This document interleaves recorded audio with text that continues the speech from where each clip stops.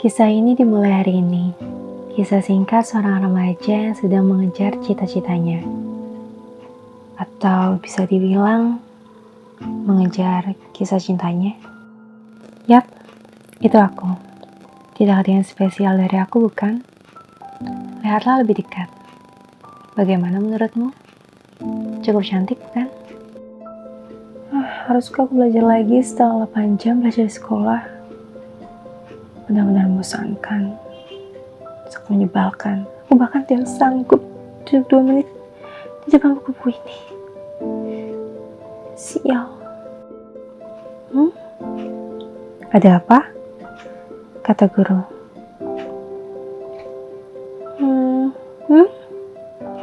Aku sangat mengantuk sekarang. Izinkan aku menutup mata sesaat.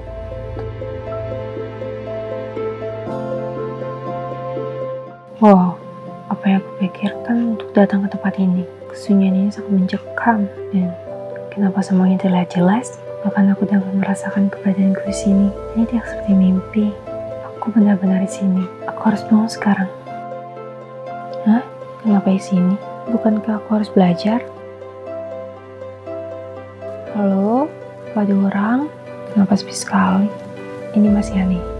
Aku merasa ada yang sedang memperhatikanku. Aku harus cepat kembali. Aku harus mencoba lagi. Aku mohon.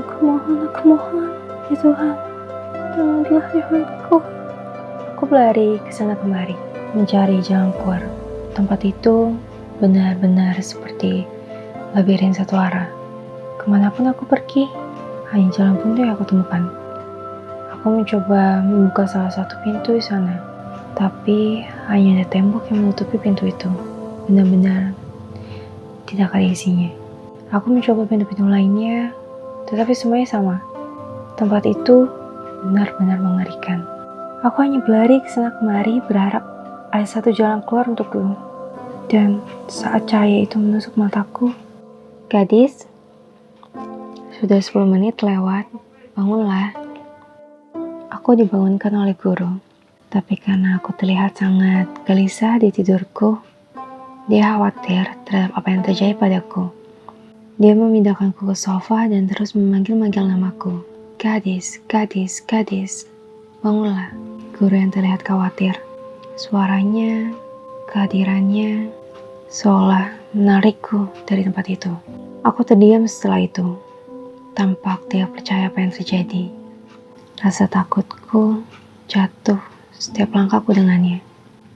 Dan aku terbangun setelah itu. Keberadaannya membuatku merasa sangat aman. Hanya dalam sekejap dari mimpi buruk itu, aku langsung memeluk guru.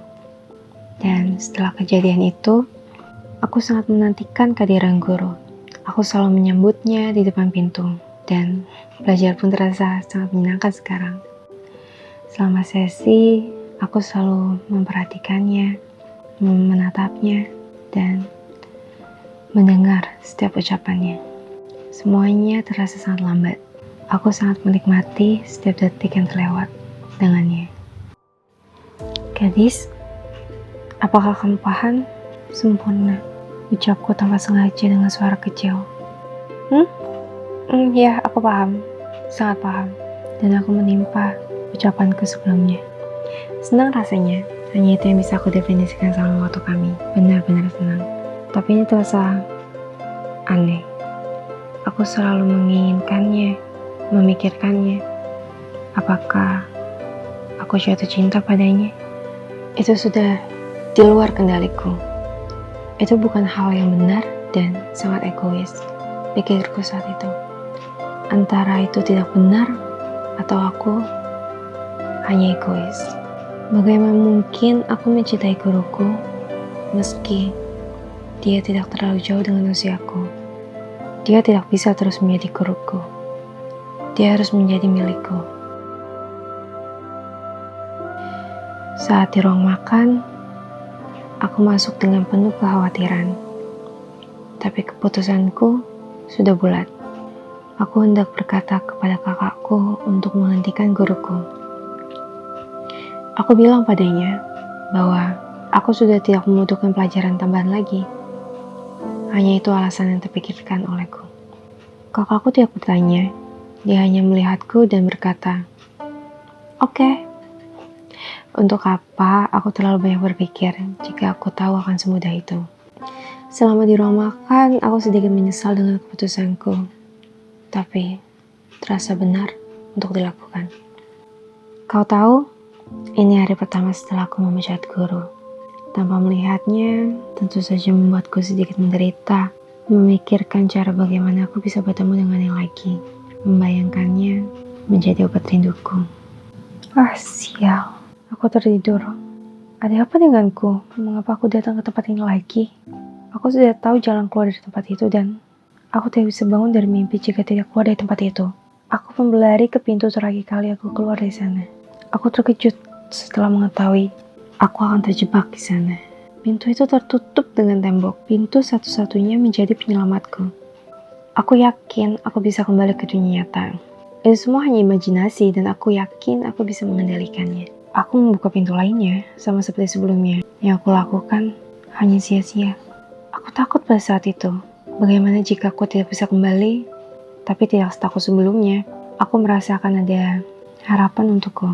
Dengan begitu, aku tidak menyerah dan terus mencari jalan keluar. Terjadi lagi, dia datang. Sangat terang. Rasanya aku ingin lari ke arahnya dan memeluknya saat kali terakhir.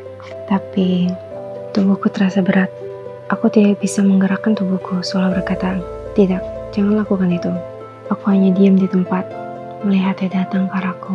Entah apa yang membawanya ke sini. Pikirku saat itu. Apa yang mau dia tunjukkan saat itu? Dia terlihat khawatir setiap melihatku. Bahkan, dia menggenggam tanganku. Hangat rasanya, tapi aku tidak bisa menerima perlakuan itu. Aku melepas tangannya. Entah apa yang aku lakukan, tetap aku lakukan. Aku marah kepadanya, aku sudah memecatnya dan dia di detik itu juga di hadapanku. Tidak ada yang mengundangnya datang dan dia memelukku. Aku terkejut dan berhenti mengoceh. Kali itu bukan aku yang memeluknya. Aku sampai sekarang masih dapat merasakan semua perasaan yang aku dapat dari mimpi itu. Antara nyata dan tidak nyata. Begitulah yang terjadi. Temanku bertanya, apakah mereka akhirnya bersama? Cerita ini memang belum berakhir. Biar aku ingat kembali apa yang terjadi setelahnya. Cerita ini terus berlanjut. Pada akhirnya, mereka menikah. Aku memang tidak melihat tanggal pernikahan mereka, tapi aku selalu dibisikkan bahwa mereka menikah di akhir tahun 1998. Aku melihat seorang gadis kecil. Sepertinya ia baru saja datang dari luar negeri, luar kota, I don't know. Di sana juga melihat guru. Si kecil bertanya kepada guru tentang keberadaan ibunya. Pada saat itu, aku baru sadar ternyata mereka memiliki seorang putri. Tidak hanya itu, aku pun ikut mempertanyakan gadis itu. Di mana dia? Dan guru menjawab, "Ayo kita mengunjungi ibumu." Ah, pikirku, mungkin dia sedang pergi dan mereka akan menghampirinya. Kalian tahu, ketika itu aku sedikit terkejut. Kita berada di pemakaman. Sekecil dan aku sama-sama terlihat tidak percaya. Kami berdua melihat ke arah guru. Guru pun tersenyum ke arah kecil dan berkata, "Ayo, sedikit lagi kita sampai." Dalam hati aku ingin bertanya dan merasa simpatik kepadanya. Kita berada di sana. Aku ada tepat di belakang mereka melihat semua kejadian itu. Dan aku melihat ke arah Nisan untuk menjawab pertanyaanku.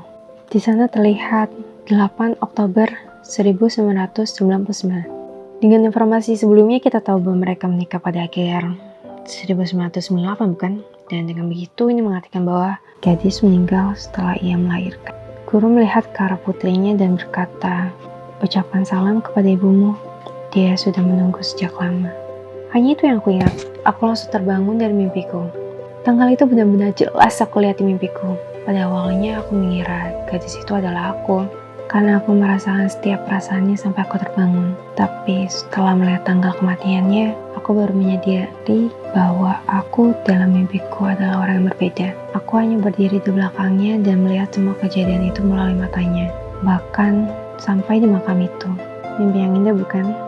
Cerita ini sudah berakhir, tetapi kenangan itu tetap tersimpan dalam memoriku.